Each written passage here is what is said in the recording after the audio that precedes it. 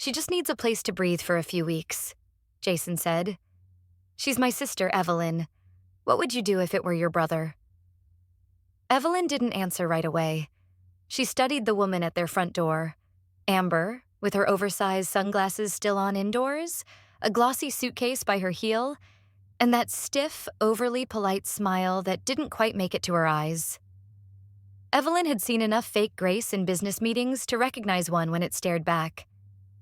Jason had already stepped aside, gesturing toward the living room. Evelyn forced a nod, lips pressed together.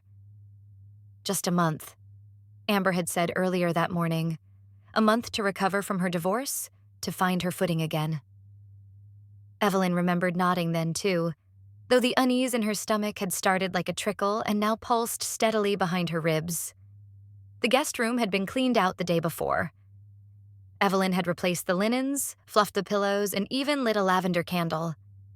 She liked her routines, her space curated and orderly, and she liked helping people, at least when they were honest about what they needed. Amber moved in like water seeping into fabric. By the third day, Evelyn found the kitchen reorganized. The mugs were no longer hanging by the window, but stacked near the sink. Easier access, Amber had chirped. The playlist on the home speaker system switched from soft jazz to synth pop. Throw pillows with intricate stitching had been swapped for ones in glossy black velvet. She's just trying to help, Jason said when Evelyn pointed it out that evening. He smiled like it was a joke, like Amber's little interventions were charming quirks instead of trespasses. Evelyn didn't argue.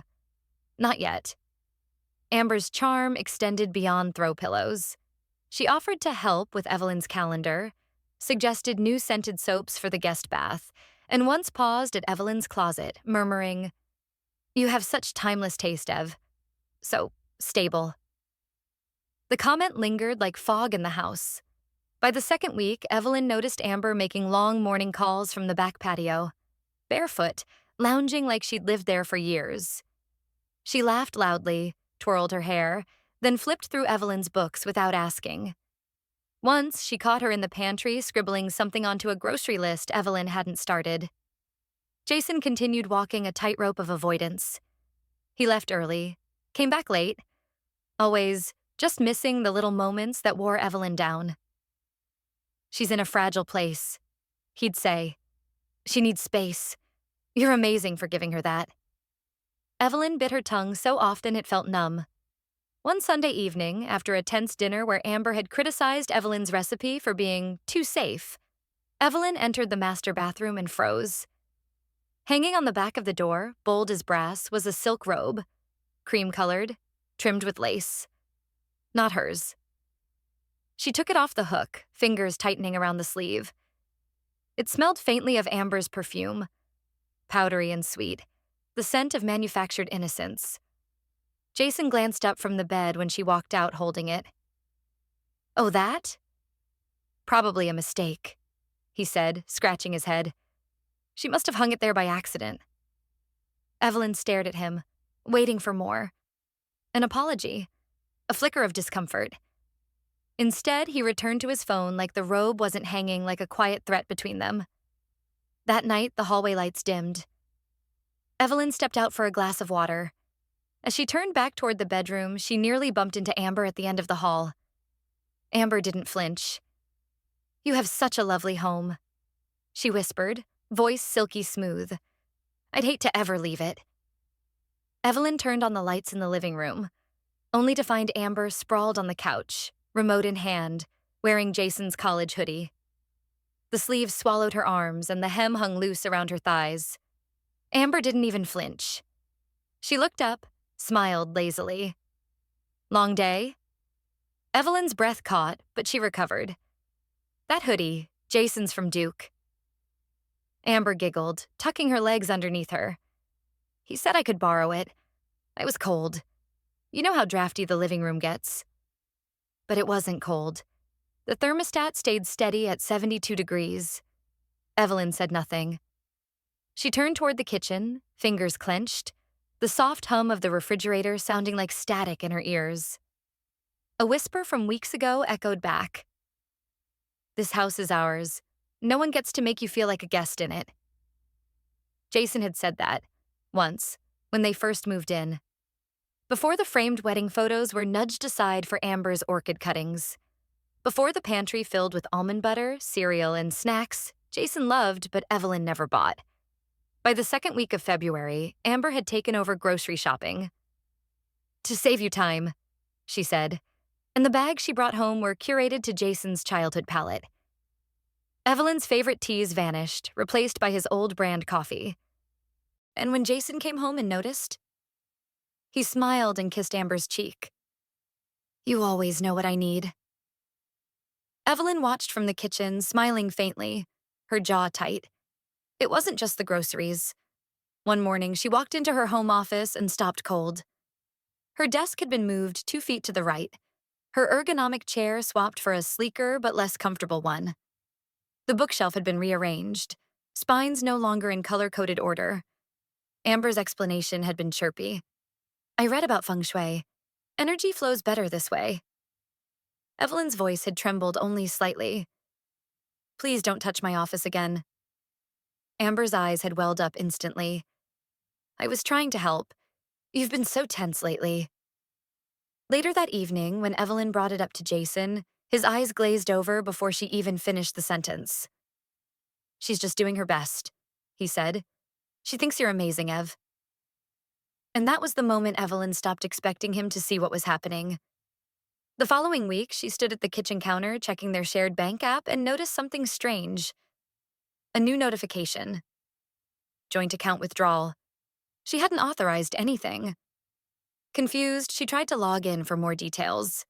The password didn't work. She tried another, then another. Finally, she called Jason, who was in the garage fixing the back gate latch. "Oh, right," he said without looking up.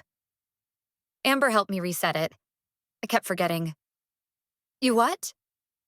Her voice came out sharper than she intended. He glanced over, wiping his hands. "She was right there. I couldn't get in, so she reset it with me." "You didn't think to tell me?" He shrugged. "It was just a password." Evelyn turned away before she could say something she'd regret. But inside, something shifted. Solid ground replaced by sand. That night, she sat in the dining room sorting the mail. Most of it was junk. Coupons, credit card offers, local newsletters. Then something caught her eye. A glossy white envelope addressed neatly in print. Jason Carter, manager, Carter Investment LLC. She turned it over in her hands. Jason didn't run a company, and neither did she. At least, she used to be the only one running Carter anything. Her freelance firm, her name, her effort. But she hadn't registered anything as an LLC. A cold weight settled in her chest. Something wasn't right. "How long do you plan to stay?" Evelyn asked. "I didn't know I needed to submit a deadline to live with family," Amber replied, smile razor sharp. They were alone in the kitchen, the morning sun low and cold through the window blinds. Amber sipped coffee from Evelyn's favorite mug, the one with the gold rim she usually reserved for weekends. Evelyn didn't mention it. She just held Amber's gaze for a beat longer than usual, then turned away and quietly opened the fridge. That smile had been getting sharper. Less effort to veil it now. Amber no longer played houseguest. She had become something else. Comfortable, entrenched, quietly claiming territory like ivy climbing brick. Evelyn had been waking up earlier, almost involuntarily. Her body, trained to routine, now buzzed with instinct. Something was wrong. And she needed to stop reacting. She needed to start watching. That afternoon, she met Nina at a small cafe downtown, one with warm lighting and sharp espresso. "I'm telling you," Evelyn whispered over the rim of her cappuccino. "I don't even recognize my own house anymore." Nina leaned back, a skeptical eyebrow raised. "You mean your shared house? Technically." Evelyn gave her a dry look. Nina shrugged. "Sorry, but let's be clear. Your house is now a stage, and your guest star is stealing the spotlight." Evelyn exhaled. "Jason thinks I'm paranoid. He barely listens. I mentioned the bank notification, and he changed the subject to garbage pickup." Nina leaned in. Then stop talking to Jason. Start talking to facts. She slid her phone across the table. You ever checked his credit file? Evelyn blinked. No. You should.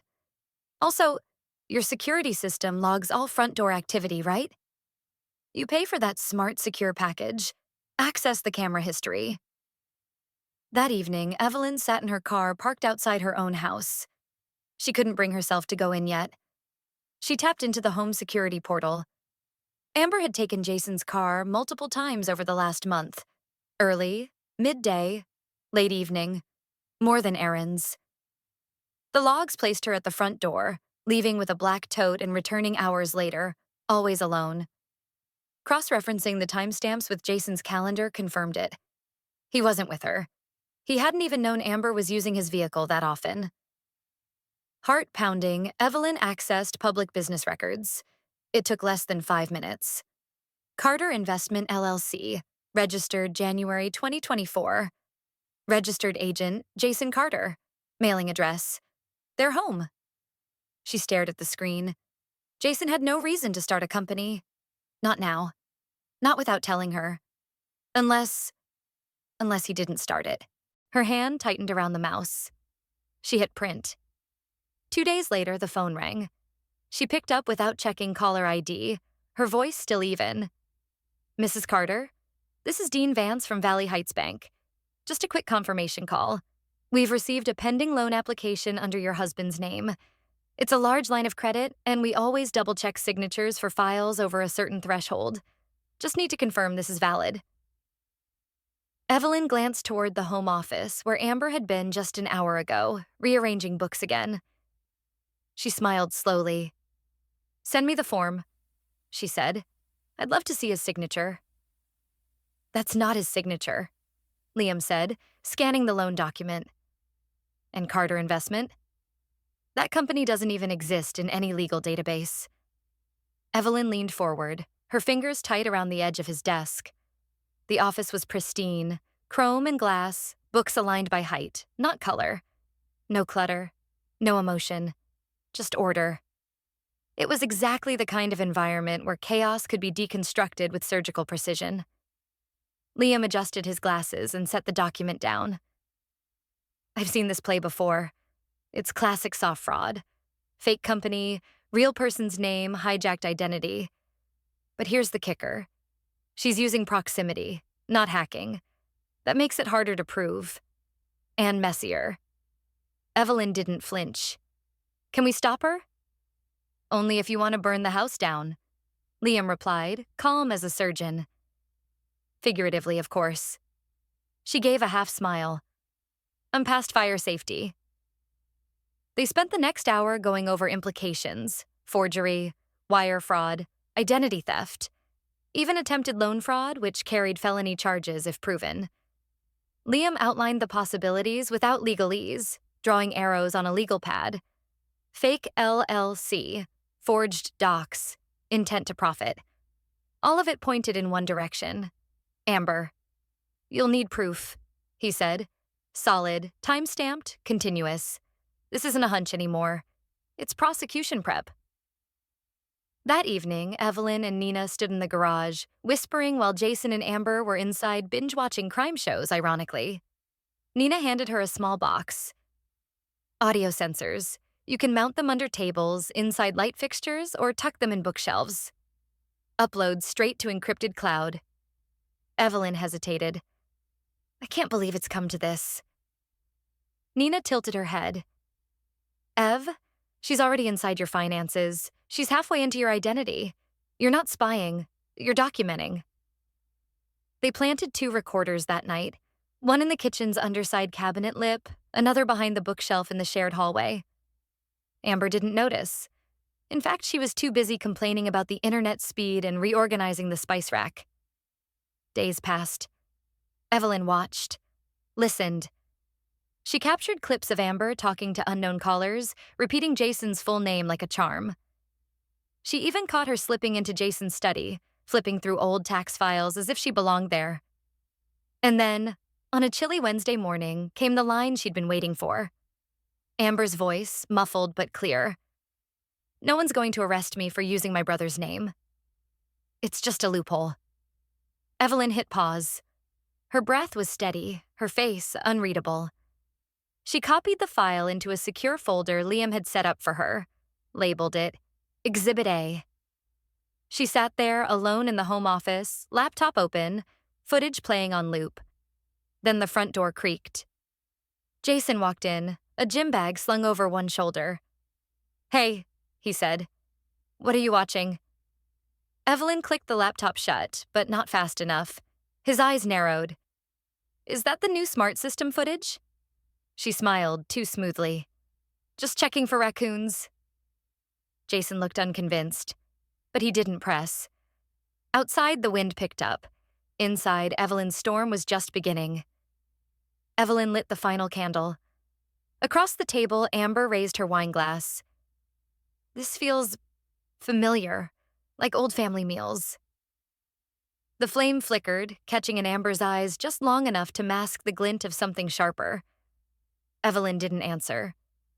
She adjusted the silverware instead, aligning the knife parallel to the napkin, one precise movement at a time. She had cooked all afternoon. Jason's favorite dishes, rosemary lamb, saffron couscous, and the arugula salad he always asked for but rarely finished. Jason noticed. She saw it in the way his eyes lingered on the food, then on her face. A flicker of hope, maybe. Amber didn't seem to notice. Or care. She leaned back in her seat, effortlessly slipping into a monologue about the absurd real estate laws in California, how she almost felt bad for people who didn't know how to work the system. Evelyn smiled faintly. "Sounds like you've been learning a lot lately." Amber clinked her glass against Jason's. "It's all about presentation, right? That's what gets you ahead." Jason chuckled lightly, then looked down. Something about her tone made him uneasy, but not enough to speak.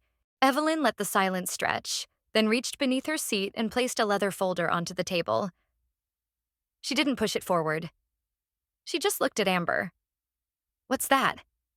Amber asked, still casual. Jason turned, confused. Evelyn's voice was soft. "Evidence." Amber blinked.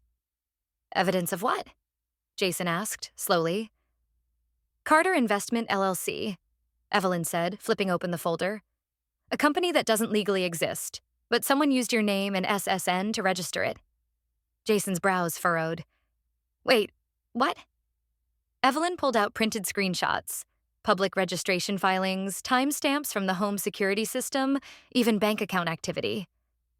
Amber's expression didn't falter. "This is ridiculous," she said lightly. "I don't even know what I'm looking at." Evelyn tapped a small USB. "That's okay. I'll play it for you." She stood, walked to the corner cabinet, and inserted the drive into a small speaker device. The room filled with a tinny recording, Amber's voice unmistakable. "No one's going to arrest me for using my brother's name. It's just a loophole." Jason froze. The fork in his hand dropped to the plate with a sharp clang. Amber didn't move. Her lips parted slightly, but her face remained composed. "That's edited. You have no idea what you're talking about." Jason stared at her. "Amber?" And then came the final beat. The front door opened. Footsteps. Measured. Leather soles on hardwood. Liam appeared in the doorway, briefcase in hand. "Good evening," he said. "Jason Carter? You've been served." He placed a crisp envelope on the table. "This is a legal notice to freeze all joint assets pending investigation of financial misappropriation. Ms. Evelyn Carter has filed a formal motion to restrict access to shared funds, including any attempt to use your personal information without consent." Jason looked pale. "You think I—" "No," Liam replied calmly. "The motion specifies one Amber Carter as the primary instigator." Amber stood. "You can't do this." Jason cut in, voice trembling. "You used me, Amber?" Amber turned toward him, chin lifted. "You let me." No one spoke. Outside, the wind moved through the trees. Inside, the trap had closed. And Evelyn never flinched. ChatGPT Janoi. Banjang that Sujirasa? Jason asked. No, Evelyn said, turning the doorknob. I'm finally walking toward something. The morning sun poured in through the front windows, painting long golden streaks across the floorboards. Evelyn stood beside her suitcase. Just one, with careful folds and deliberate choices. The house, once hers, now only echoed memories that didn't feel like hers anymore. Jason stood in the hallway, one hand clinging to the edge of the stair rail, eyes red from a night of no sleep. Behind him, faint murmurs filtered down from the upstairs bedroom. Amber's voice on the phone, sharp, anxious, and entirely unrepentant. She was likely speaking to her lawyer again. Evelyn didn't look up. She slid the last envelope into her tote. The legal summary for her attorney. The separation papers were signed. Neatly.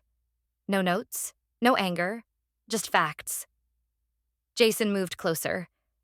Eve, I should have seen, I know. Her voice was even.